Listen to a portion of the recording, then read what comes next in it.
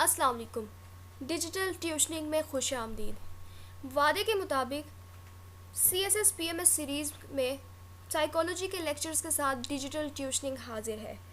Psychology की बात की जाए तो CSS और PMS दोनों एग्ज़ाम में साइकोलॉजी का पेपर बहुत ज़्यादा स्कोरिंग समझा जाता है।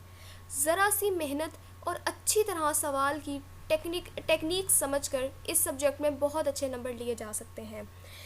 ये सब्जेक्ट कुछ ज़्यादा मुश्किल नहीं है, ज़्यादा कॉम्प्लेक्स नहीं है, ज़्यादा टेक्निकल नहीं है, क्योंकि इसके बहुत सारे कंसेप्ट्स हमारी रियल लाइफ में अप्लाई होते हैं। इसलिए इस सब्जेक्ट को समझना रिलेटिवली बहुत आसान है।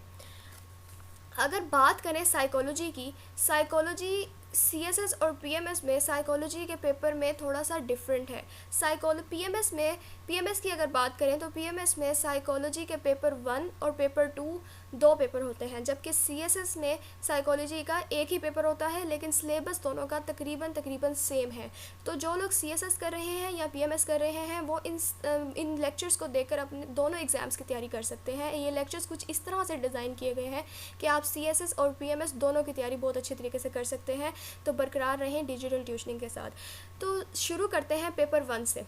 पेपर 1 आपका 100 मार्क्स का होता है। पेपर 1 में सबसे पहले साइकोलॉजी का इंट्रोडक्शन है। पहला पोर्शन है साइकोलॉजी का इंट्रोडक्शन। इसमें आपको डेफिनेशन, इसमें हम सबसे पहले पढ़ेंगे व्हाट इज़ इवन साइकोलॉजी, फिर साइकोलॉजी एज अ सब्जेक्ट कैसे इवॉल्व हुआ एज अ साइंस, इसमें क्या एवोल्यूशन आई, साइकोलॉजी का स्कोप क्या है, साइकोलॉजी के ट्रेंड्स क्या हैं, साइकोलॉजी के स्पेशलिटीज़ क्या हैं, कौन कौन से फील्ड्स हैं जहाँ साइकोलॉजी अप्लाई हो रही है। नेक्स्ट और बहुत इंपॉर्टेंट सवाल जो पोर्शन है इसका, school of thoughts of psychology. इसमें बिहेवियरल स्कूल ऑफ थॉट हम पढ़ेंगे, साइको एनालिसिस पढ़ेंगे जो बहुत इंपॉर्टेंट है, ह्यूमनिस्टिक और existential, cognitive and biological school जो कि रिसेंटली इसमें ऐड हुए हैं, ठीक है, वो हम इसमें स्टडी करेंगे। नेक्स्ट अगर बात करें सेकंड पोर्शन की, सेकंड पोर्शन आपका मुश्तमिल है सेंसेशन एंड परसेप्शन में। सेंसेशन की अगर हम बात करें तो इस पोर्शन में सबसे पहले हम पढ़ेंगे कि आपका ब्रेन और आपके सेंसरी ऑर्गन्स किस तरह एक दूसरे के साथ कोऑर्डिनेट करते हैं, किस तरह आपके सेंसरी ऑर्गन्स आपके ब्रेन को सिग्नल्स भेजते हैं। इनकी थ्योरी क्या है, theories of vision, theories of hearing, theories of taste, smell and position.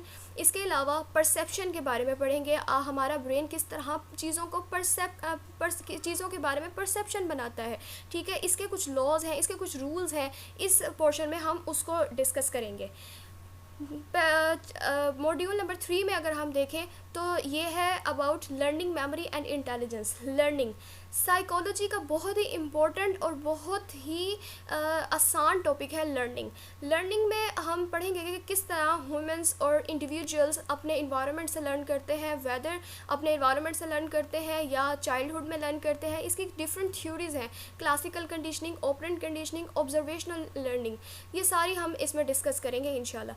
Memory की अगर बात करें तो मेमोरी में हम देखेंगे कि शॉर्ट टर्म मेमोरी क्या होती है, लॉन्ग टर्म मेमोरी क्या होती है, हमारा ब्रेन किस तरह इंफॉर्मेशन को स्टोर करता है, प्रोसेस करता है, एनकोड किस तरह करता है, स्टोर किस तरह करता है, और फिर जब ज़रूरत पड़ने पर रीड्राइव कैसे करता है, और जब वो रीड्राइव करने में फ़ेल हो जाता है तो इसी प्रोसेस को कहते हैं फॉरगेटिंग। ये सारा कुछ हम इंशाल्लाह कवर करने वाले हैं अपने नेक्स्ट लेक्चर्स में।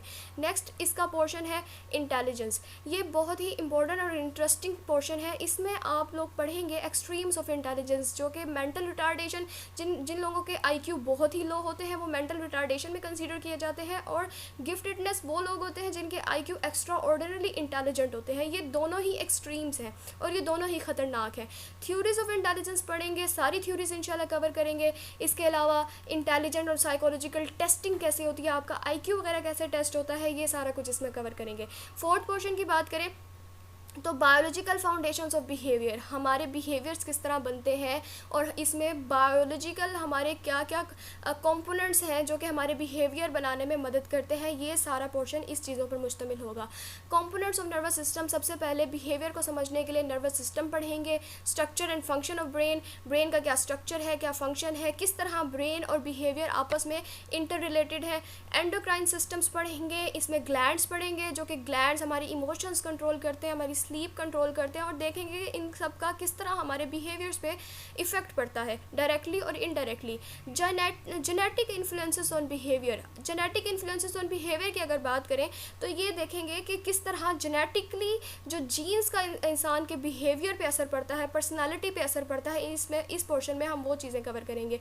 Nature, nurture and human diversity, nature की अगर बात करें कि इंसान के बिहेवियर पर नेचुरली यानी जेनेटिक का ज़्यादा इफेक्ट होता है या नर्चर का, नर्चर मीन्स उसके इन्वायरमेंट का, ये सारा कंपैरिजन हम करेंगे और इसको डिटेल से देखेंगे अपने डिटेल्स लेक्चर में।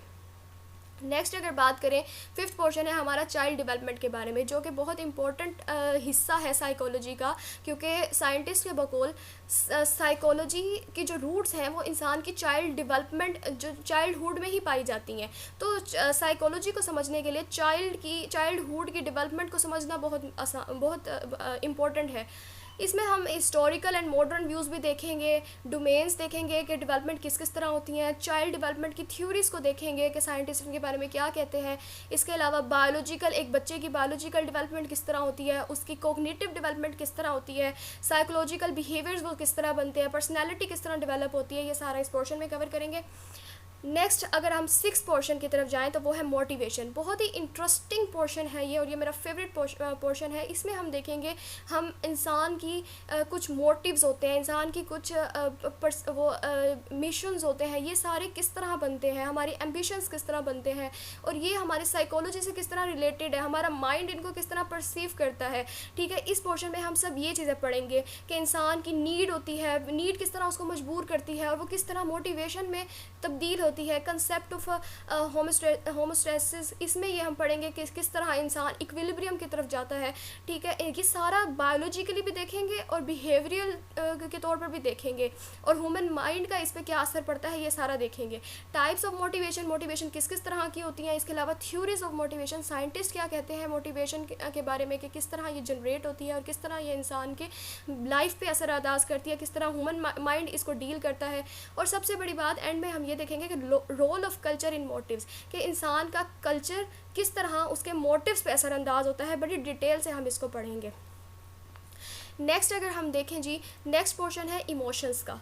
इमोशंस के बारे में ये बहुत ही रिलेटिवली थोड़ा सा आसान पोर्शन है। यहाँ पे हम देखेंगे nature and types of motions, emotions कितनी तरह की हैं। ठीक है, और इसके अलावा थ्योरीज पढ़ेंगे इमोशंस के बारे में, बायोलॉजिकल और साइकोलॉजिकल चेंजेस की वजह से इमोशंस हमारे किस तरह बनते हैं। इसके अलावा फिर से हम यहाँ पे पढ़ेंगे एंडोक्राइन ग्लैंड्स कि किस तरह हमारे इमोशंस बनाने में और उन पर इफ़ेक्ट होते हैं। Situational influences and cultural practices, फिर ये है कि इमोशंस की वजह से ही अगर वो आउट ऑफ कंट्रोल हो जाए या हम उसको, हमारा ब्रेन उन सिचुएशंस को जब हैंडल नहीं कर पाता तो किस तरह हम फ्रस्ट्रेशन में चले जाते हैं या कॉन्फ्लिक्ट्स का शिकार हो जाते हैं। और फिर इन दोनों में डिफरेंस देखेंगे कि what is the difference between frustration and conflict. ठीक है, बड़ी डिटेल से हम इंशाल्लाह ये कवर करेंगे। नेक्स्ट अगर हम देखें तो नेक्स्ट आपका पेपर 1 कंप्लीट हो चुका है, पेपर 1 कंप्लीट हो चुका है। अब अगर हम पेपर 2 की बात करें तो ये थोड़ा सा इसको कहेंगे कि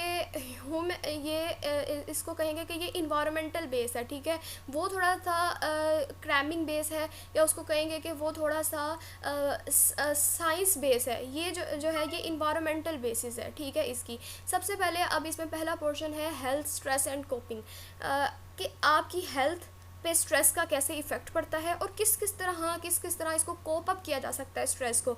इस पोर्शन में हम ये डिटेल से पढ़ेंगे कि स्ट्रेस के इम्पैक्ट्स क्या होते हैं हेल्थ पे, मेजर टाइप्स ऑफ स्ट्रेसेस किस तरह होती हैं, और फिर उनके फिजियोलॉजिकल और साइकोलॉजिकल रिएक्शन क्या होते हैं स्ट्रेस के, और how to cope with the stress, ये भी इंशाल्लाह इसमें कवर करेंगे। नेक्स्ट अगर हम देखें नेक्स्ट पेपर 2 का दूसरा जो पार्ट है वो है personality theory and assessment, most important portion of paper 2। ठीक है, इसमें हम देखेंगे कि पर्सनैलिटी इंसान की किस तरह डेवलप होती है। थ्योरीज बहुत ज़्यादा इंपॉर्टेंट है पर्सनैलिटी डेवलपमेंट के, और आई थिंक 2020 का जो अब रीसेंट पेपर आया है उसमें भी ये सवाल आया है कि थ्योरीज ऑफ पर्सनैलिटी डेवलपमेंट, ये उन्होंने सवाल पूछा है। और इसके अलावा साइको एनालिटिकल थ्योरी के बारे में बात करें, सिगमंड फ्रॉइड की बड़ी मशहूर थ्योरी है, ये हम कवर करेंगे। सोशल लर्निंग थ्योरी कवर करेंगे, ह्यूमनिस्टिक थ्योरी अबाउट द कि ह्यूमनिस्टिक स्कूल ऑफ थॉट वाले क्या कहते हैं कि पर्सनैलिटी किस तरह डेवलप होती है इंसान की। ट्रेड थ्योरी क्या है, किस तरह सिचुएशंस का पर्सनालिटी पे इफेक्ट पड़ता है, और ह्यूमन डाइवर्सिटी किस तरह आती है। पर्सनालिटी असेसमेंट करेंगे और इसमें पर्सनालिटी टेस्ट भी पढ़ेंगे हम एंड में। नेक्स्ट अगर हम देखें तो psychological disorders and their treatment, ये 2020 का जो पीएमएस का पेपर था उसमें 20 नंबर का एक बहुत ही डिटेल्ड सवाल आया था इन साइकोलॉजिकल डिसऑर्डर्स पे। इसमें हम पढ़ेंगे कि जब साइकोलॉजी इंसान की ठीक से काम नहीं करती, जब उसका ब्रेन जो है वो एबनॉर्मल बिहेवियर शो कराता है, ठीक है, जब वो मिथ्स और रियलिटीज़ में फ़र्क नहीं कर पाता या कंट्रोवर्सीज़ का शिकार हो जाता है, तब क्या हो, तब एबनॉर्मल बिहेवियर उसका जब शो होता है तो उसका क्राइटेरिया क्या है, उसकी रीज़न्स क्या है और वो किस किस तरह ठीक हो सकता है। और जब एक इंसान पर्टिकुलर बिहेवियर शो करा रहा है तो इसका मतलब ये है कि there is some reason behind it. अगर एक इंसान कोई बिहेवियर बार बार रिपीट कर रहा है तो इसका मतलब ये नहीं कि वो ऐसे ही कर रहा है, इसका मतलब there is some reason behind it. तो ये हम इसको डिटेल में इसको पढ़ेंगे। या हमारा DSM एक मैनुअल होता है जिसमें सारे के सारी हमारी डिसऑर्डर्स के बारे में, उसके सिम्टम्स के बारे में, उसकी ट्रीटमेंट के बारे में सारा ये मैनुअल साइकोलॉजिस्ट के लिए, साइकेट्रिस्ट के लिए प्रिपेयर किया गया है। इसका रेफरेंस देके हम इसको डिटेल में पढ़ेंगे। एंजाइटी डिसऑर्डर, मूड डिसऑर्डर और पर्सनालिटी डिसऑर्डर्स के बारे में अगर देखें तो ये देखेंगे एंजाइटी किस तरह होती है, मूड डिसऑर्डर्स क्या होते हैं और इनको किस तरह ट्रीटमेंट इनकी की जा सकती है, इनको किस तरह प्रिवेंट किया जा सकता है। फिर इनकी ट्रीटमेंट में हम देखेंगे कि साइकोथेरेपी कैसे होती है, गोल्स क्या होने चाहिए, फैमिली एंड ग्रुप थेरेपीज़ किस तरह होती हैं, ये थेरेपीज़ की सारी टाइप्स आएंगे, हम पढ़ेंगे डिटेल में। नेक्स्ट अगर हम देखें फोर्थ पोर्शन पे है social processes, society and culture.